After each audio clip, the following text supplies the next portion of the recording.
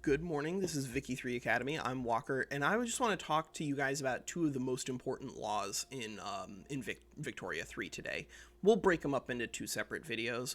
So, slavery and labor rights, specifically serfdom and labor rights. Those are like two of the most important things when it comes to determining the current development of your country. In this video, we're going to discuss slavery.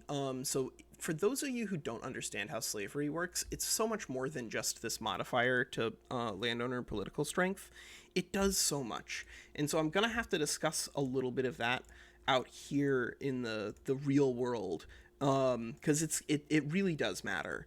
So whenever you have slave trade, if you have slave trade and another country has slave trade and you put an interest in there, then it allows your landowners to buy slaves from them locally, which is going to allow you to get access to another form of population growth.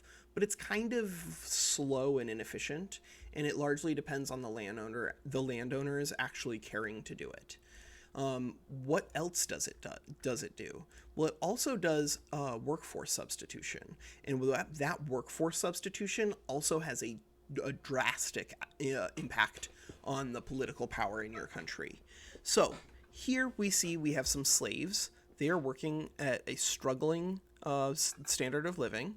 Laborers are at 10.9, farmers at 16.3. These guys are like employees working on the farms, but you could see the slaves, they could be replacing laborers. So if the aristocrats could remove both of those laborers, they wouldn't be paying that wage anymore. And that means that wage would be going to the aristocrats. And if you know how political power works in this game, then you know that what that means is slaves, because of the economic benefit that they grant to aristocrats, give them more extra power than just that multiplicative, like plus 25%, plus 50%. They give them a lot of extra power, especially in an autocracy where all of your political strength is going to be coming from your wealth anyway, right?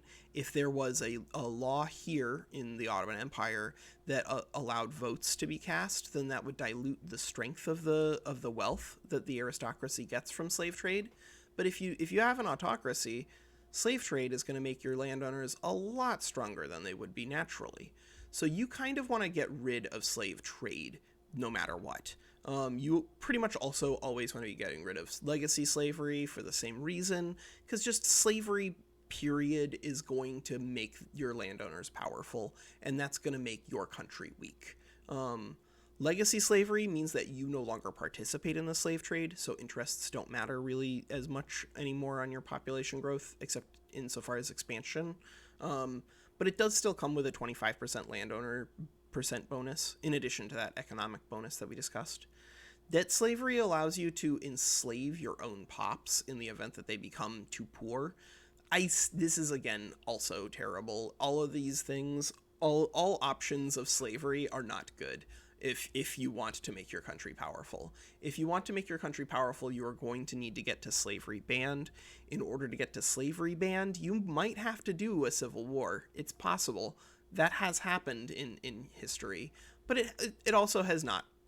Like Brazil successfully banned slavery under Pedro II without a civil war.